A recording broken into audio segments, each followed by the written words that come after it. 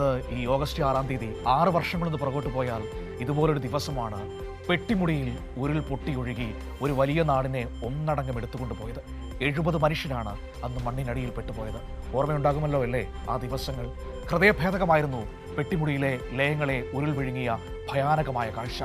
മണ്ണിനടിയിൽ അകപ്പെട്ട ഉറ്റവരെ ദിവസങ്ങളോളം കണ്ണീരോടെ കാത്തിരുന്ന കുറേ മനുഷ്യർ.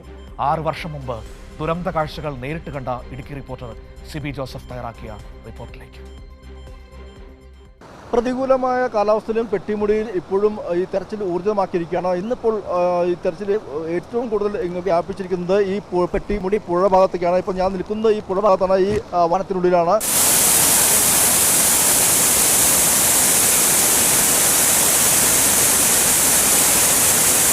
ഒരു പ്രദേശം മുഴുവൻ മണ്ണും ചെളിയും കല്ലും നിറഞ്ഞ് കൂമ്പാരമായി കിടക്കുന്നു.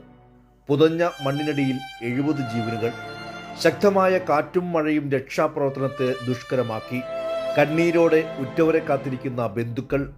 പുതപ്പിനുള്ളിൽ സുഖമായി ഉറങ്ങുന്ന കൊച്ചുകുട്ടികളുടെ മൃതദേഹങ്ങൾ മണ്ണിനടിയിൽ നിന്നും അതേപടി പൊക്കിയെടുക്കുമ്പോൾ ആരുടെയും ഹൃദയം തകർന്നു പോകും.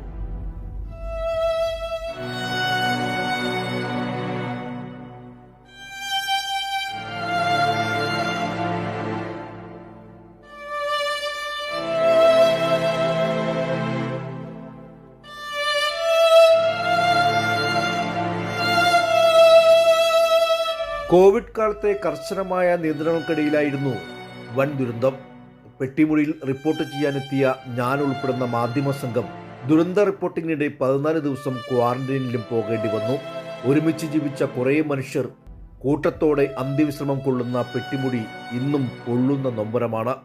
ഒരിക്കലും ഓർക്കാൻ പോലും ആഗ്രഹിക്കാത്ത, ഇനിയൊരിക്കലും കാണല്ലേ എന്ന് ആഗ്രഹിക്കുന്ന ദുരന്ത കാഴ്ച. 6 വർഷം മുൻപുള്ള പെട്ടിമുടിയിലെ ദുരന്തക്കാഴ്ച ഇന്നും മറക്കാനാവുന്നില്ല. ഹൃദയം നുറുങ്ങുന്ന വേദനയോടെയായിരുന്നു ആ വാർത്തകൾ അന്ന് റിപ്പോർട്ട് ചെയ്തത്. ഇന്ന് ഒരു മഴക്കാലം കൂടി വരുമ്പോൾ ഇത്തരം ദുരന്തങ്ങൾ മലയോര ജനതയുടെ സംരക്ഷണവും മലയോര മേഖലയുടെ സുരക്ഷയും ഉറപ്പാക്കുന്നതിൻ്റെ ആവശ്യകതയാണ് ഓർമ്മപ്പെടുത്തുന്നത്. Siby Joseph, Kairali news, Idukki.